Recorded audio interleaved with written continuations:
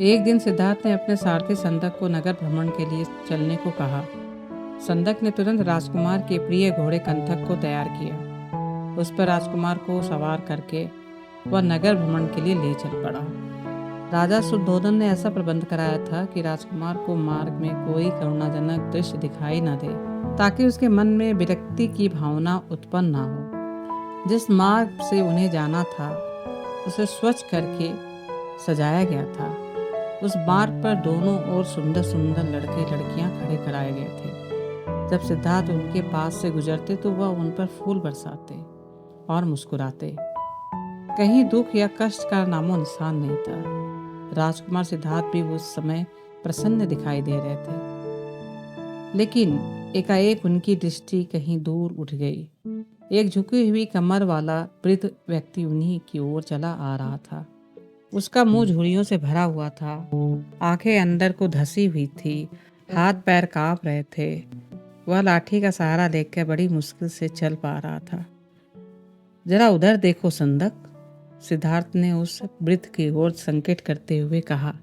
मुझे बताओ कि उसे क्या हो गया है? वह इतना असुंदर क्यों है? वह ठीक से चल क्यों नहीं पा रहा है?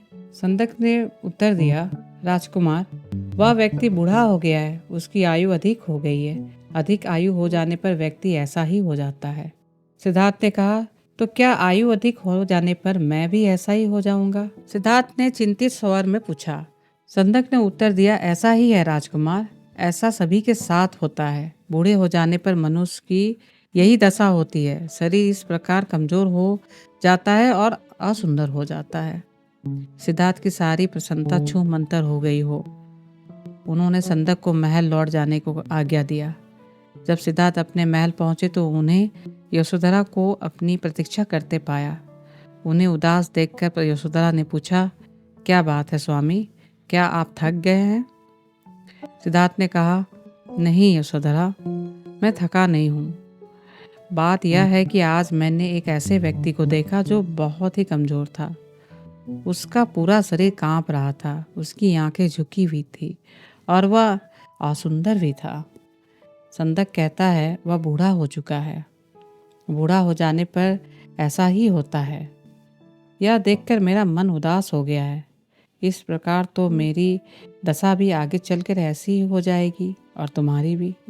आप व्यर्थ में ही दुखी हो रहे हैं, यशोधरा ने कहा। छोड़िए इस बात को, आप अपने मनोरंजन कक्ष में जाइए। पिताजी ने आपके मनोरंजन के लिए खास नर्तकी और गायिका को बुलाया है। आप वहां जाके मनोरंजन कीजिए और आपकी सारी उदासी दूर हो जाएगी। यशोधरा की बात मानकर सिद्धार्थ मनोरंजन कक्ष में चले गए। वहां नर्तकी और गायिका ने अपनी कला का भरपूर प्रदर्शन किया। उन्होंने सिद्धार्थ की उदासी दूर करने का पूरा प्रयास किया, लेकिन सिद्धार्थ की उदासी दूर ना हुई। उनकी आंखों के सामने रह रहकर वही वृद्ध व्यक्ति घूम रहा था जिसे उन्होंने मार्ग में देखा था। वह बार बार यही सोच रहे थे कि बूढ़ा होने से बचने का कोई उपाय है क्या? कुछ दिनों बाद अचानक सिद्धार्थ ने पुनः भ्रमण की इच्छा व्यक्त की। इस बार संदक एक रथ सजाकर ले आया। रथ पर सवार होकर सिद्धार्थ पुनः नगर की ओर भ्रमण की ओर चल पड़े। इस बार संदक पूरा प्रयास कर रहा था कि राजकुमार को कोई करुणाजनक दृश्य दिखाई न दे, लेकिन जो होना होता है वह होकर ही रहता है। मार्ग में सिद्धार्थ को एक रोगी व्यक्ति दिखाई दिया। वह रोग के कारण चिल्ला रहा था। सिद्धार्थ ने तत्काल रथ रुकवा के संदक से पूछा, इसे क्या हो गया है या इस प्रकार क्यों चिल्ला रहा है? संदक ने उत्तर दिया, राजकुमार, इसे रोग ने घेर रखा है। यह रोग के कष्ट को सहन नहीं कर पा रहा है, इसी कारण करवा रहा है। परंतु इसे रोग ने क्यों घेर रखा है? सिद्धार्थ ने आश्चर्य से पूछा। संदक ने उत्तर दिया, रोग तो बड़े बड़े स्वस्थ व्यक्तियों को भी घेर लेता है, उन्हें भी रुला देता है। इसमें आश्चर्य की कोई बात नहीं है। अपने जीवन काल में कोई ना कोई रोग लगभग प्रत्येक व्यक्ति को हो जाती है। ओह, सिद्धार्थ बड़बड़ाए, तो रोग भी मनुष्य को कष्ट पहुंचाते हैं? इससे भी मनुष्य नहीं बच सकता? मैं भी नहीं बच सकूंगा, कोई भी नहीं बच सकेगा। जब मुझे भी कोई रोग हो जाएगा तो इसी तरह दर्द से मैं भी कराऊंगा और चिल्लाऊंगा। संदक ने रथ को आगे बढ़ाया। थोड़े आगे चलने पर सिद्धार्थ को एक शव यात्रा जाती हुई दिखाई दी। उन्होंने पुनः संदक से प्रश्न किया, यह कैसा दृश्य है? 4 व्यक्ति अपने कंधों पर किसे लेकर जा रहे हैं?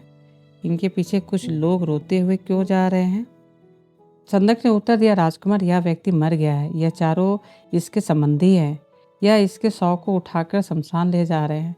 जो पीछे पीछे रोते हुए जा रहे हैं वह इसके कुटुंब के लोग हैं।